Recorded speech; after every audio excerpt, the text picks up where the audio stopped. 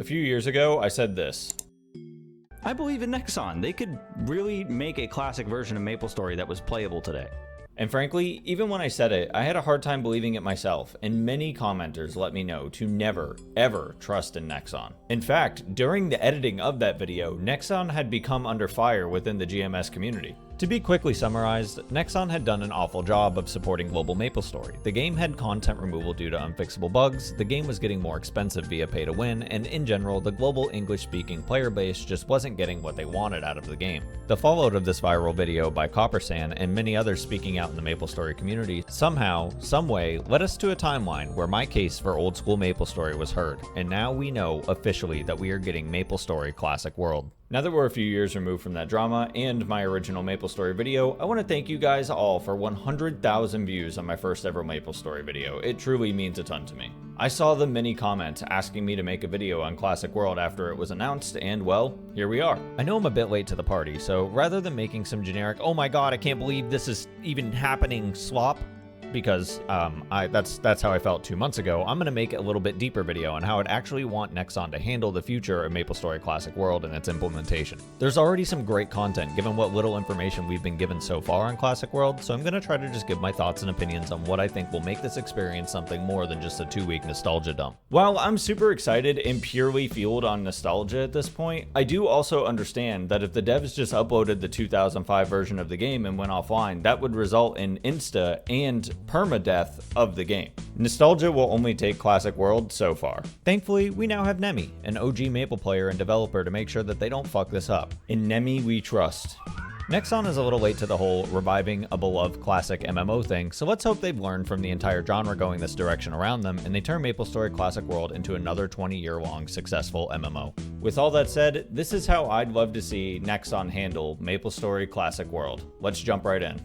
I guess I'll begin with how I want MapleStory Classic World to begin. Of course, I want all of the nostalgia. The content and customization options that MapleStory has built up over the last 20 years should be stripped away, and we should be set back to some time in either 2005 or 2006, which would be within the first year that GMS was released. From here, we can figure out what content should be re-added to the game, what should be changed from the content that is re-added, and figure out the things that early MapleStory devs didn't seem to consider, like HP values, long-term EXP rates, bossing, you know, really important stuff to the long-term success of the game.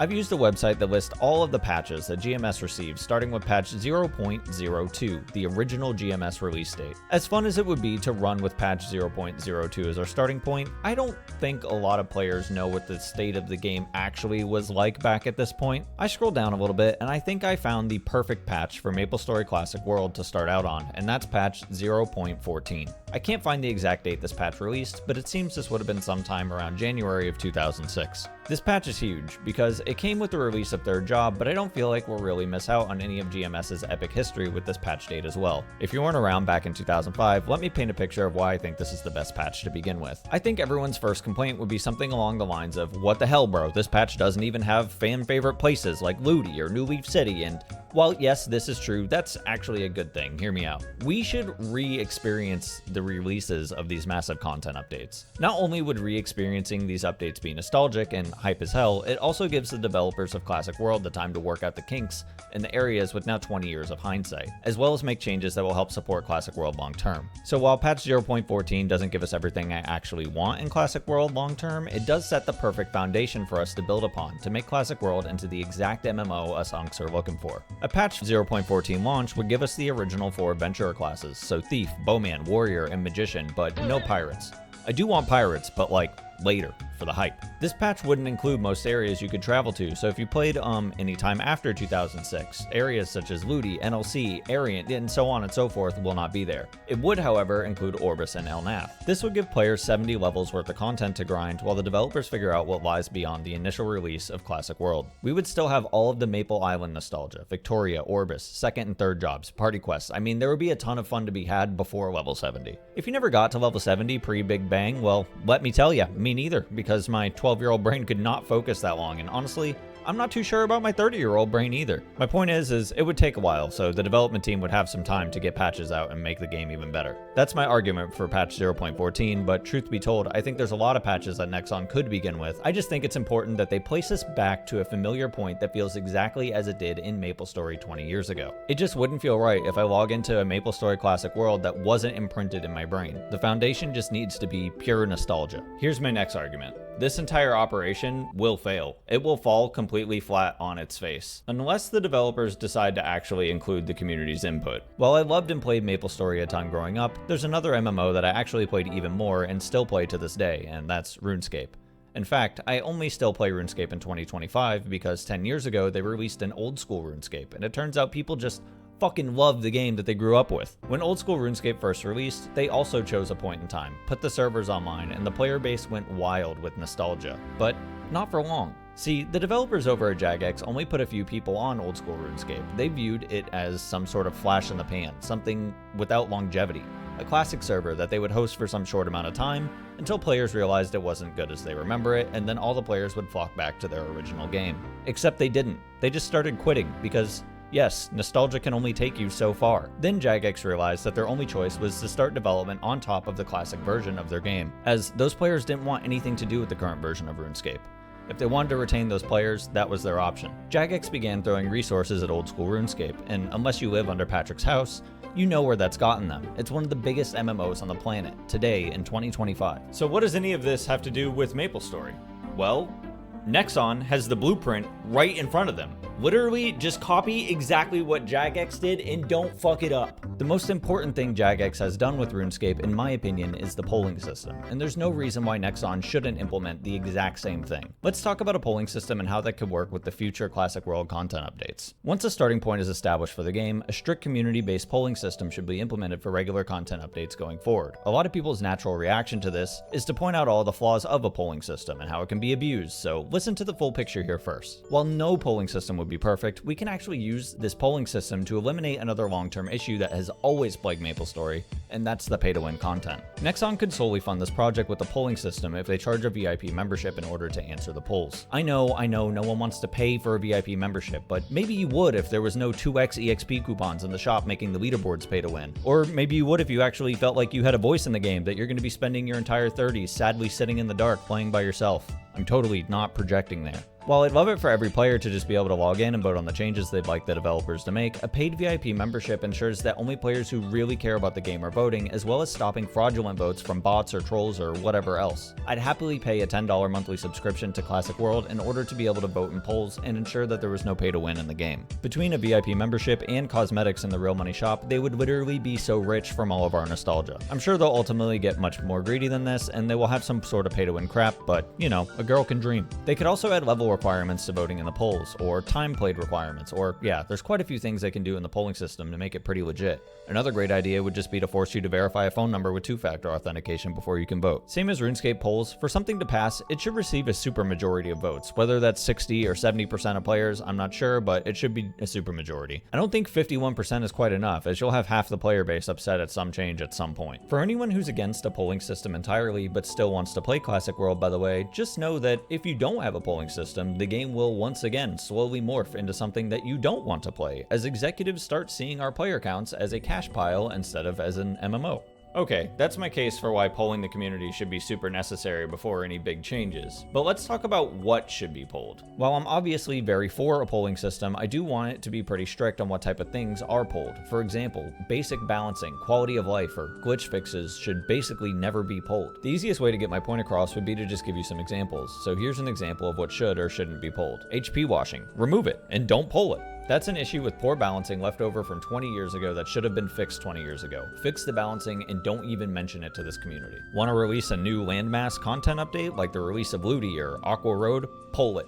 Ask the community, do you guys want this content added to the game? And then add more follow-up questions. Should Gobies still give 1k XP? Should the spawn rate be decreased from the original version of OSMS, etc, etc? Literally refine it through the community so you know when you release it, it will be a banger. Everyone will love it. By the way, as someone who's been playing RuneScape forever, most things that are polled are passed. Like, there's a 0% chance that if they pulled something giant like, should we add the pirate class to the game, that it wouldn't pass. The reason for this is just so things release in a complete as possible state.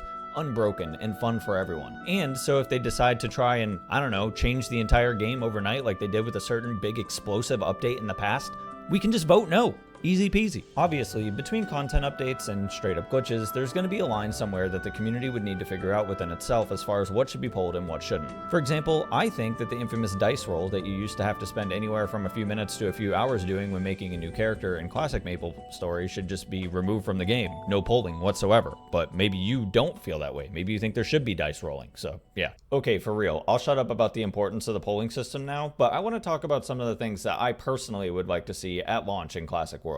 As I mentioned previously, I'd love for the game to release on patch 0.14, so I'm just going to act as if that is the starting point and go from there. This would give us the original 4 classes and would give us content up through level 70. This would take anyone with a real-life job months and months to achieve, giving the devs plenty of time to ramp up large content updates as the community levels into it. Of course, I want new classes, at least pirates, added to the game. I want Ludi and Aqua Road and everything cool that came after it, really. I just want it pulled to make sure it's nice and balanced on release is all. I couldn't even begin to imagine the hype on the re-release of some of the content days. I really hope they do it this way and we get to re-experience those same updates. Throughout the years, you'll look back on those update days really fondly, and we just assume we'd never be able to relive it again, but here we are. Before any content is added or the game is released though, Nexon has a lot of work to do on balancing. Any of you guys who have been around for 20 years like myself have likely gone through the struggle of old MapleStory either 20 years ago or more recently on a private server. Obviously, I'm not going to talk too much about private servers here, but Nexon should download some and play some for themselves instead of just litigating them. They'd likely learn a lot. HP washing is the #1 balancing thing that people bring up, and of course that has to go. I'm not even going to bother fully explaining it, but basically the base stats of most classes were jacked up in MapleStory, so you need to stat into HP and then buy stat resets to avoid being one-shotted by endgame bosses. How about make bosses do less damage, give classes more HP, change the damage formulas, whatever you gotta do, but HP washing and any other similar mechanic that has to do with class imbalance should just be straight up fixed. I don't care how they do it, honestly, and there's a few ways they could. I mentioned the character creation dice rolling previously, however, that's just the tip of the iceberg as far as quality of life changes go in my opinion. Yes, remove the dice rolling, but also just perfectly stat characters. When you create a character as a beginner, they should have your stat points automatically go into strength so it's not awful to level up, and when you job advance, they should just reset all the stats so you can perfectly stat. I don't think many people would disagree with that, but they might disagree with this.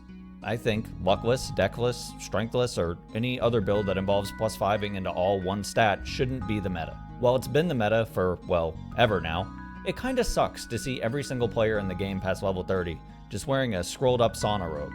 I'd like it if there were an actual reason to put points into your secondary stat so that you'd actually wear the armor for your class. There's so many cool and nostalgic armor designs that wouldn't even be touched in a copy-pasted version of old MapleStory because everyone knows you should just scroll up a shower robe and call it a day. I'd like them to actually rework stats so that if you don't put points into your secondary stat, you will have an actual glass cannon build that might do more damage but takes more damage, or I guess I'm not sure exactly the best way to balance this, but basically no more shower and sauna robes for everyone, for the love of God. And while we're at it, don't sell stat resets in the cash shop, and don't even make it possible to fat finger putting your stats in wrong in the first place.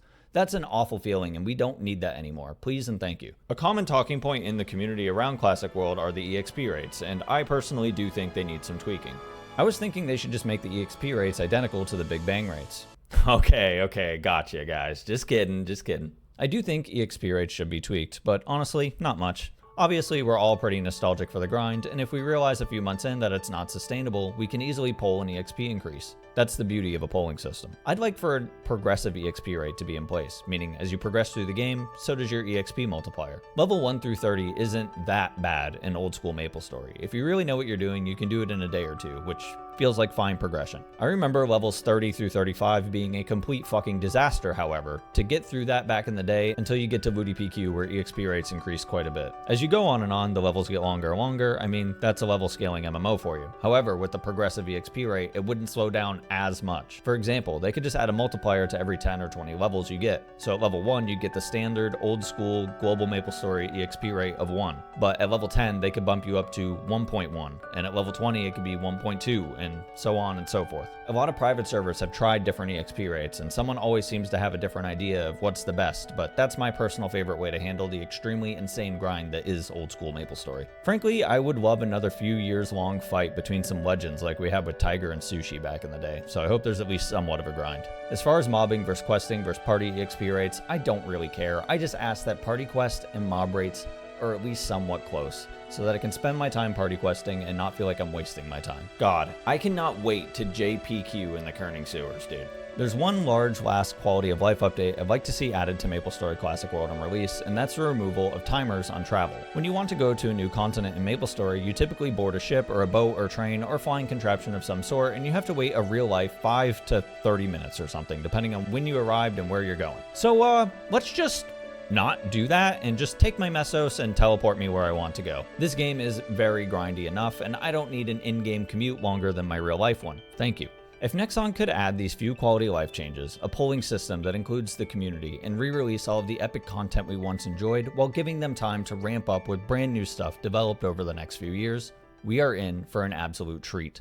Ultimately, the ball is in Nexon's court. Are they going to follow the blueprint of already established classic MMOs that have stood the test of time and are extremely successful? Or are they going to steal our money and run away? Time will only tell. The choice is yours, Nexon. What do you want to do? Thank you so much, as always, to the Tier 2 channel members. You can join the channel below for as little as just $1 a month if you want to help support me. And thank you to the Old School MapleStory community who's been keeping it alive. And thank you to the guys who I've been able to steal B-roll for on YouTube, who are still out there playing private servers and Artlane and everything else that's out there for us to currently play before Classic World launches. Alright, that's it for me, guys. I can't wait to play Classic MapleStory again with you all. And as always, thank you all for watching. And leave a comment. Let me know, what do you want to see in Classic World? What do you like that I had idea-wise? What do you hate? Yeah, let me know. That's it. See ya.